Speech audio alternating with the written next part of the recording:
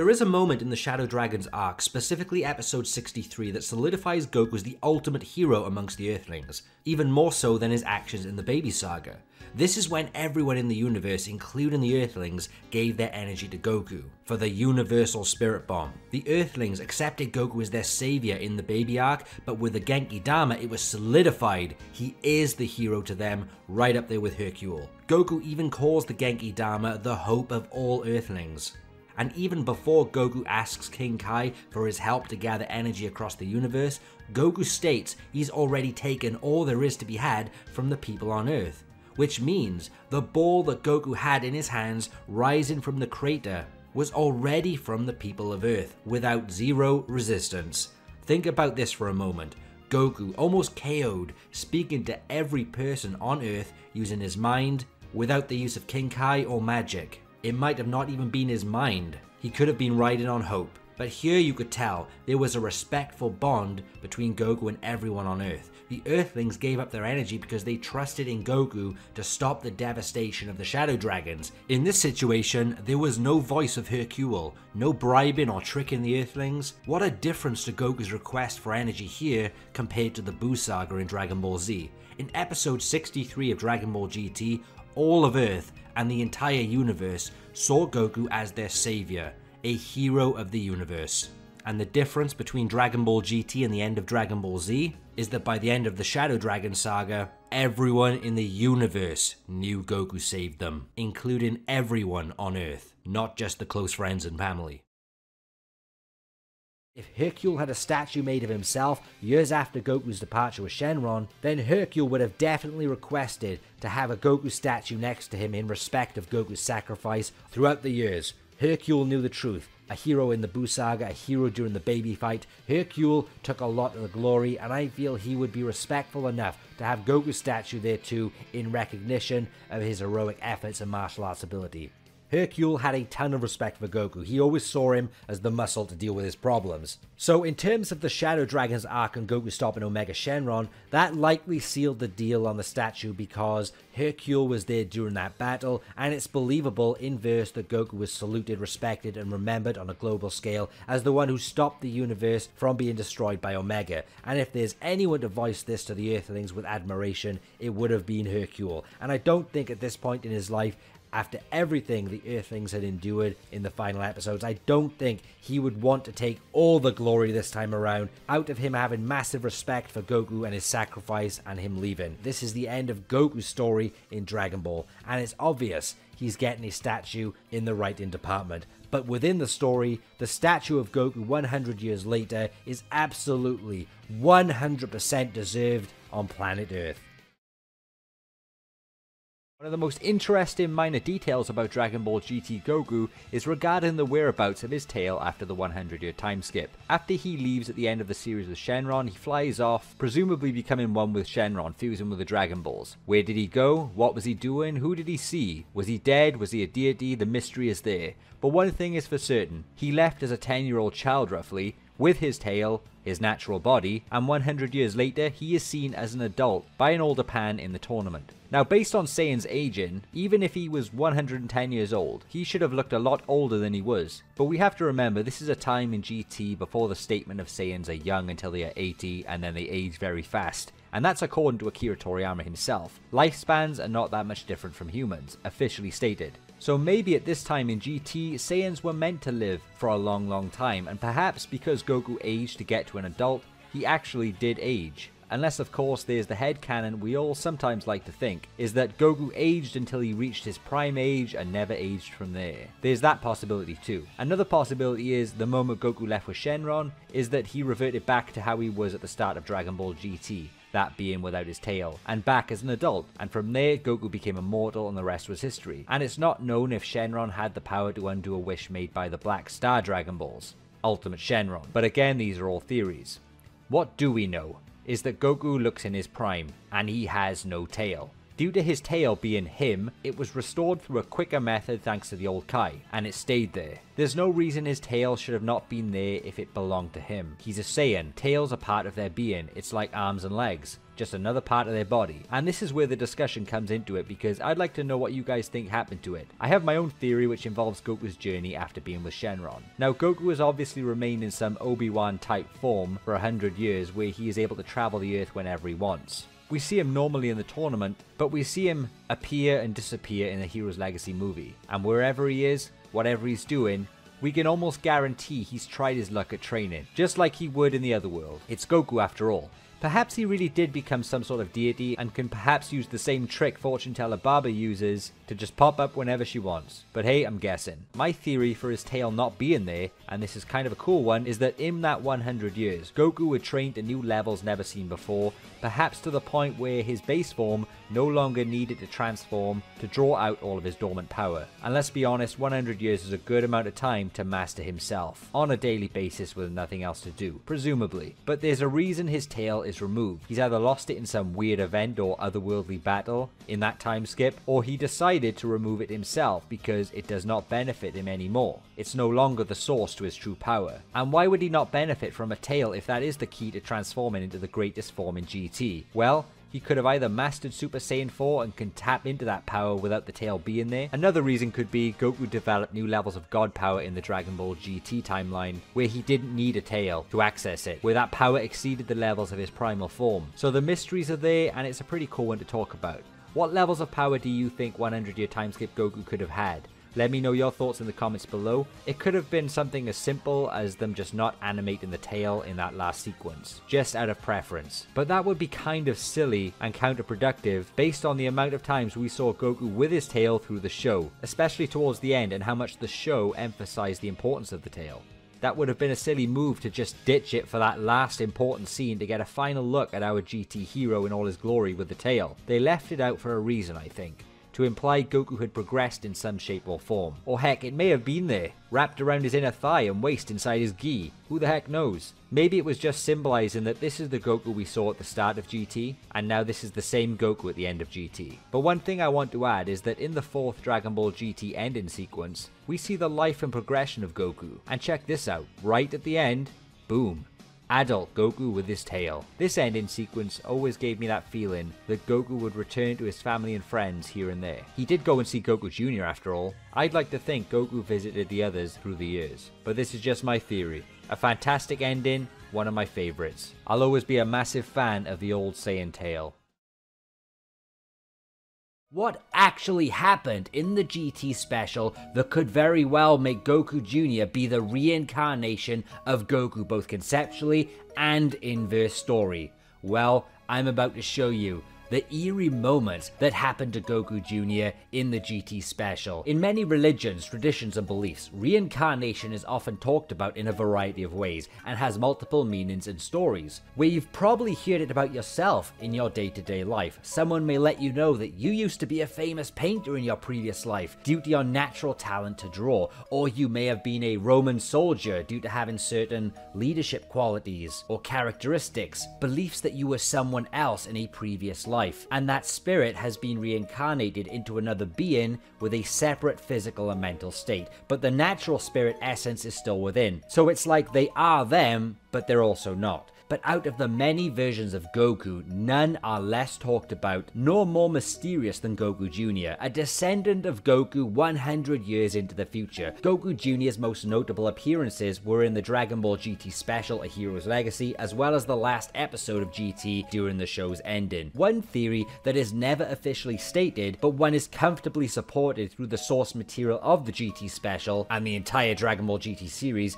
is that Goku Jr. is in fact the reincarnation of the Son Goku we all know and love. Not exactly the same being as Goku, but becoming him through the beliefs of reincarnation and past life experiences, all to do with mind, body, and spirit. Dragon Ball GT incorporates many vague moments of writing in which is purposely done to make the story mysterious and to leave the ending of GT up to our imagination. It also incorporates many real-life traditions and beliefs, such as Goku's ascension in broad daylight, where he's neither alive nor dead, he's ascended, as well as Sugoroku Space, where it's based on the River Sanzu story in Japanese Buddhist tradition. So in order to explain this, we must first look at the character of Goku Jr. at the very beginning of the GT special, which is placed before before the final Budokai Tenkaichi in the final episode of GT, so it is a build-up of Goku Jr.'s character to the ending. There is no doubt Goku Jr. resembles Kid Goku. It's a complete clone of Son Goku's character design, far closer than Goten could ever dream of being. But there is one noticeable thing Goku Jr. is missing. No, it's not the gi, it's not the tail, nor tons of transformations. Something far more important to the character of Goku, and that is the highlight theme of the entire Dragon Ball GT,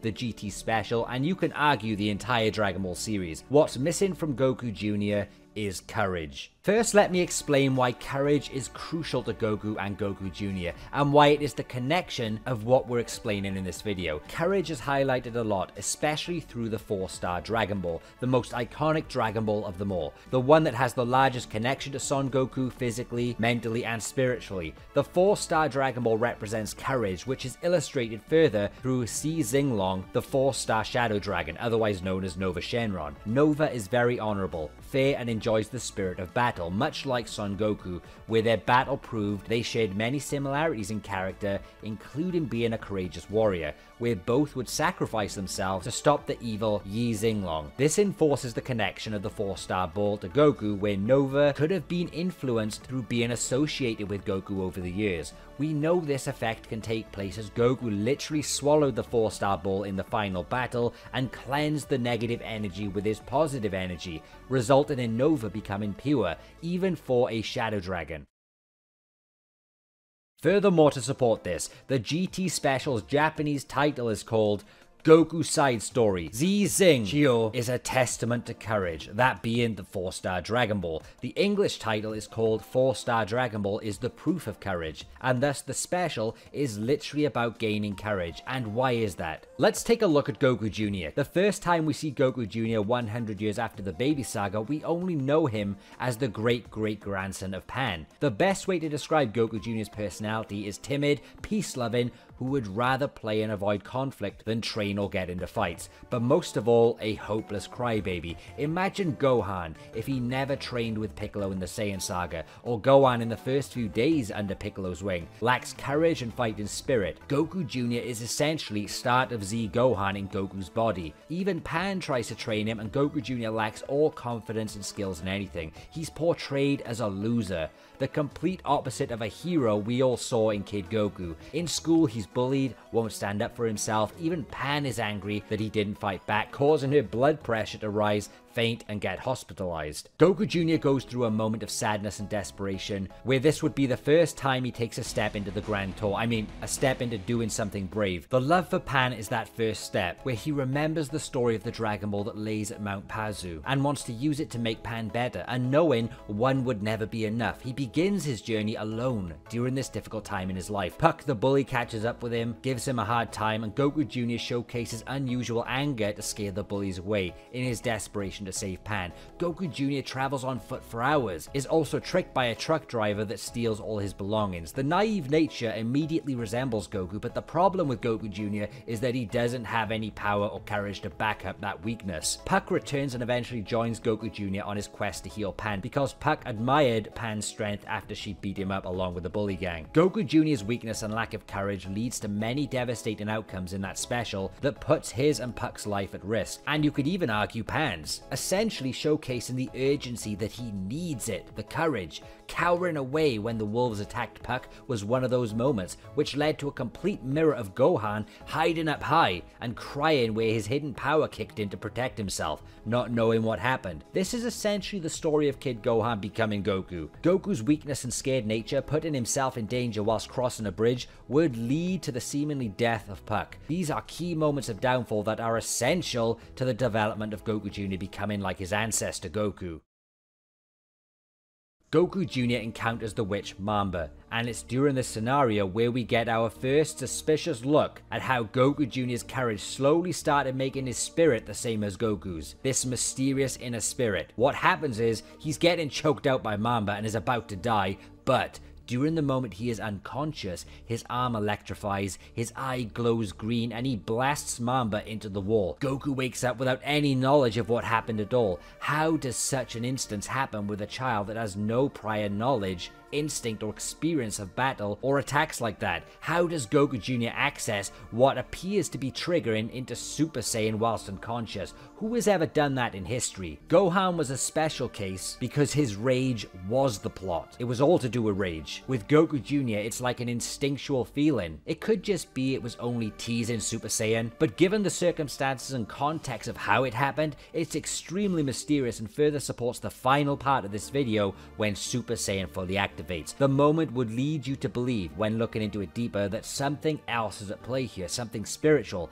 Nevertheless, Goku Jr. pushes on and must face the rest of the threats alone, his final test. During the final parts of the GT special, when Goku Jr. became a Super Saiyan whilst facing off against Lord Yao and trying to protect the animals, the biggest resemblance wasn't just being Son Goku's character design clone, or the addition of the default golden hair and aura. The biggest resemblance that actually gives me goosebumps when watching is the look in Goku Jr.'s eyes. That striking stare of confidence, determination, and courage. The fierce look of the legendary Son Goku when he's in the heart of combat. Not only that, strangely, Goku Jr. would fight using moves he had never learned or trained to use. He had no combat experience like that, which makes it even more suspicious. And the moves, even his stance, replicated Son Goku from 100 years ago. Almost as if Goku Jr. was being possessed by a spirit other than his own. He even speaks with the same expression and words as what Goku would use, giving us that exact treat of a feeling of seeing Goku in action 100 years ago.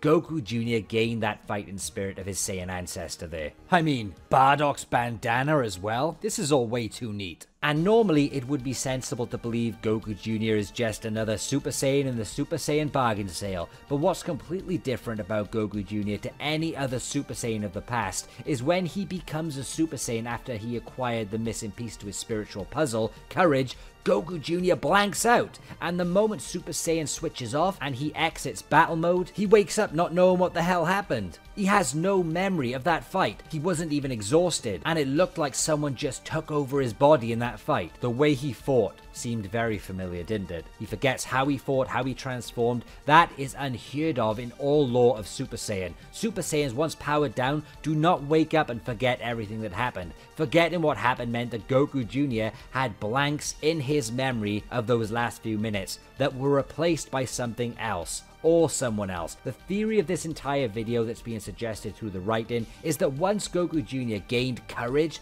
the one thing that he was missing, it completed the spirit of his character and resulted in everything that Son Goku was. Reincarnation, or the past life experience. When you hear someone say you used to be this or that in your previous life because you replicated or mirrored the qualities, this is the same case where Goku Jr. became Goku whilst he's in combat, because there's no other place Son Goku would shine more than in the heat of battle or at the dinner table.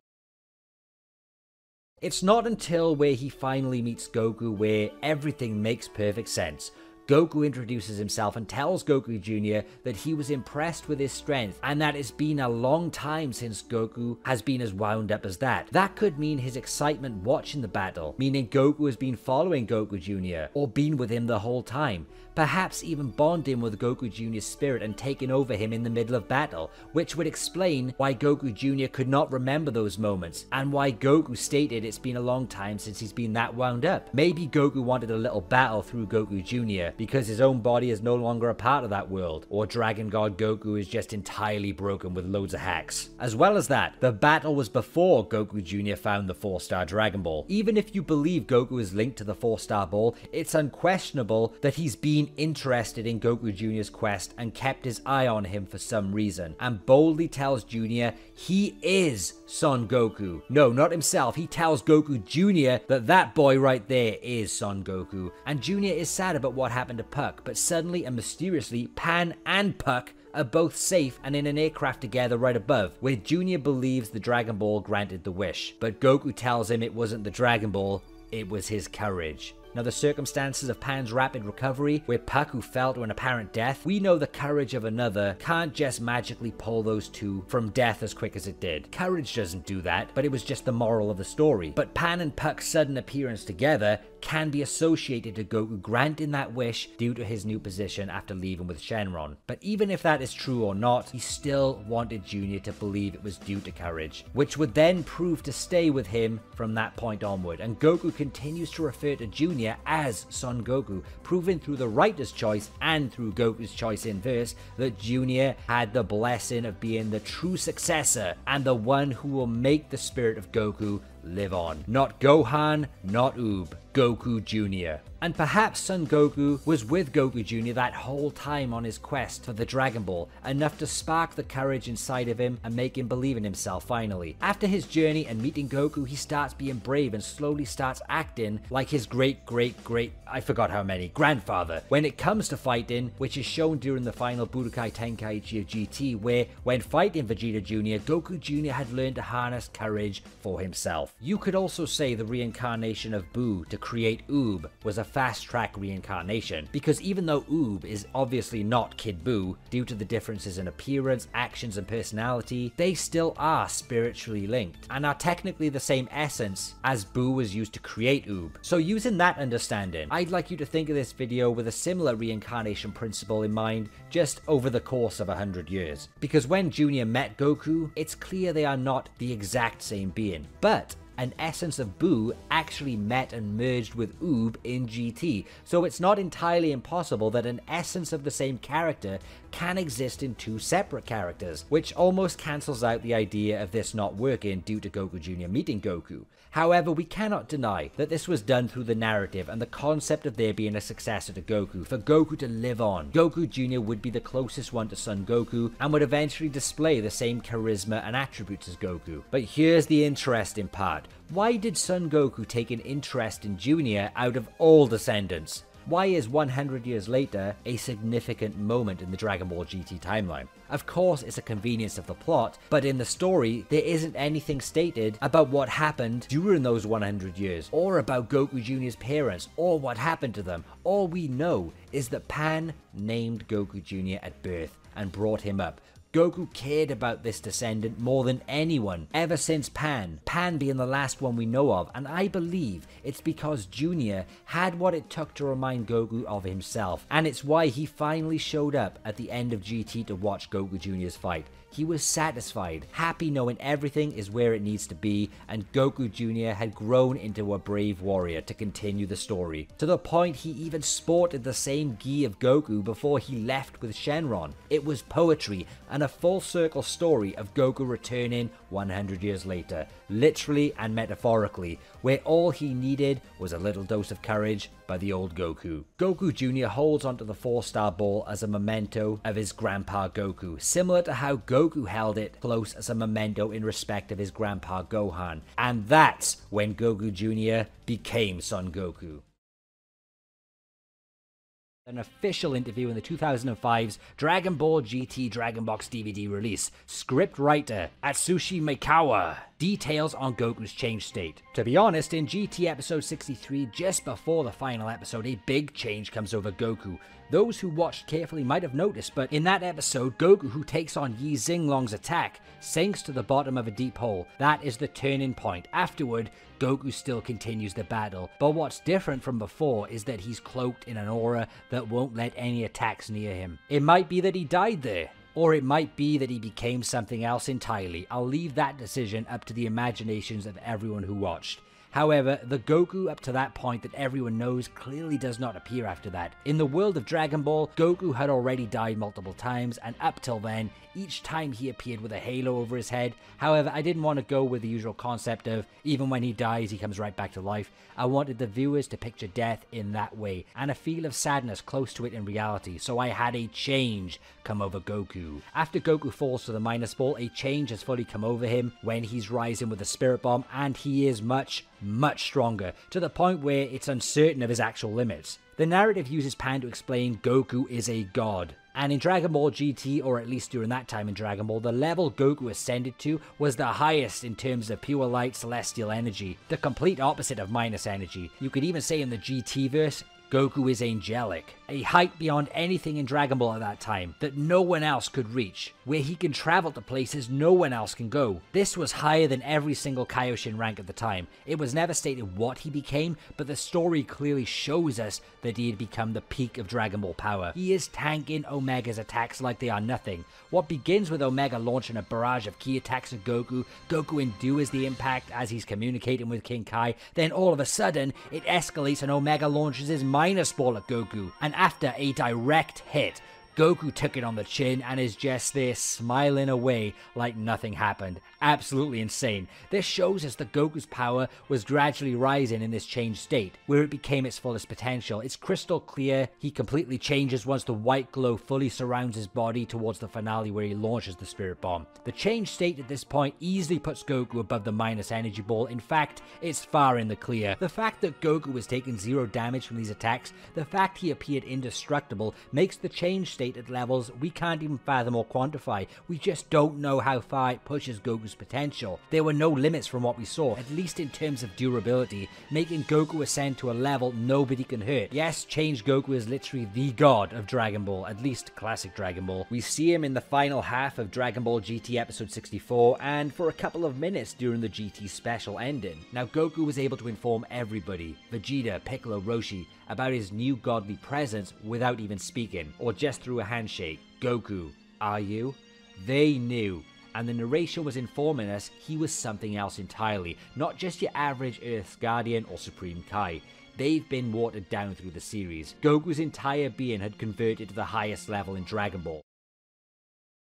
Now I want to talk about End of GT Goku's ability to appear in different realms, particularly after Omega Shenron. Goku appeared instantly in Hell and shook Piccolo's hand saying goodbye. It does prove Goku can pass through dimensions as he pleases with the hack of ascending to his change state. Dimensional skipping if you will. Now initially I bet you'll find this pointless and believe Goku can teleport anywhere in the universe, including heaven or hell if he can easily teleport to the Supreme Kai's world, which is further away, and Kid Buu can also appear in the other world in the anime. What's the big deal? Well, let me tell you. It's proven in Dragon Ball Goku cannot use instant transmission to heaven or hell, as we never see him teleport to those particular realms. And why is this? He can do this with the Supreme Kai's world or King Kai's planet, but why do we never see him teleport straight to hell or heaven, except through the use of an assistant guide like Baba or the taxi driver? You see, heaven and hell are much different in terms of dimensionality. Either way, in GT, teleporting to heaven or hell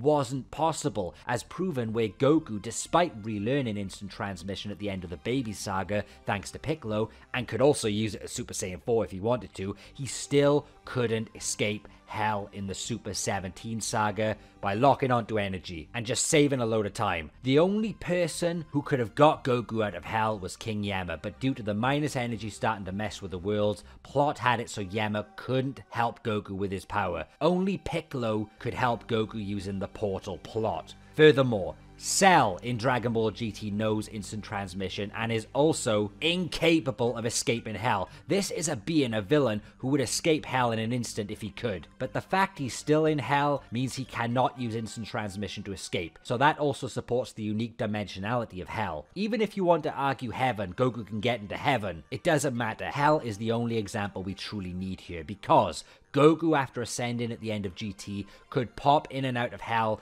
without authority, without instant transmission. GT Goku could do it because he's broken. It was a hack. Goku had the ability to open dimensional rifts at will, moving in and out of reality as he pleases. But either way, Goku has the ability to teleport through uncrossable dimensional barriers. And this is before the Shenron merger, which granted him further magical hacks and powers. Let's discuss the Black Star Dragon Balls and the regular Dragon Balls. From the lore of Dragon Ball itself, the power of a dragon fully depends on the power of a guardian. You cannot simply ask a Shenlong to kill a villain if the villain's power surpasses the dragon and the power of the wish surpasses the guardian's potential. It's that simple. With Granola in Dragon Ball Super, there was a sacrifice. That's a little bit different. Now, Kami and Dende have pitiful levels of power, but manage to create Shenlong that can grant almost anything. Keyword almost, with restrictions in some cases too. The same with the Namekian Dragon Balls. The power of those dragons correlates with the strength of the Guardian. Now this is why the Black Star Dragon Balls are a very special case, because the Guardian actually was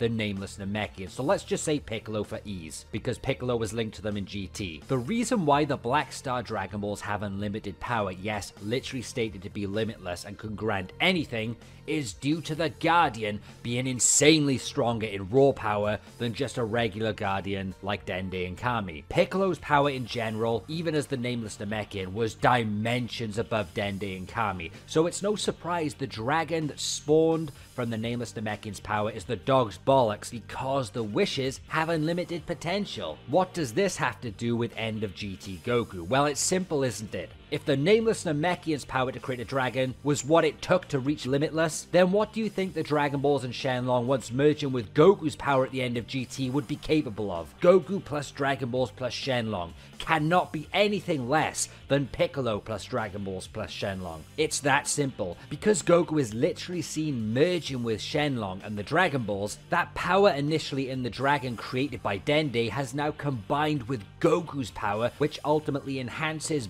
both Shenlong and the Dragon Balls and Goku, because they've all merged, like a type of fusion. Furthermore, as shown in the GT special with Pan and Puck, there's extra support of Goku's wishing potential without having the need for all 7 Dragon Balls. This guy just goes freestyle. Using the Black Star Dragon Balls against Dragon God Goku and the other way around should not have any effect, because both are unlimited and can cancel each other out in terms of their own power. It would make absolutely no sense for the nameless Namekian's creation to overpower Dragon God Goku 100 years after GT.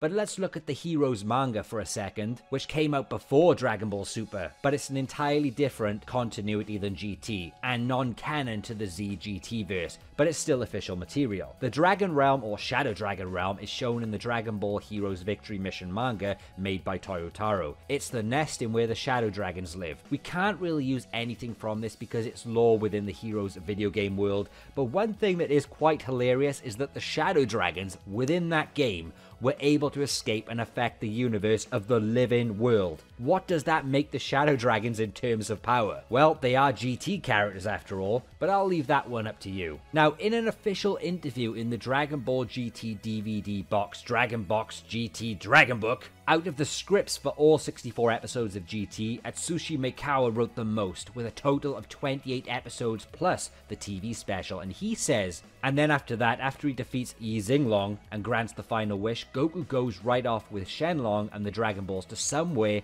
that people definitely can't get to.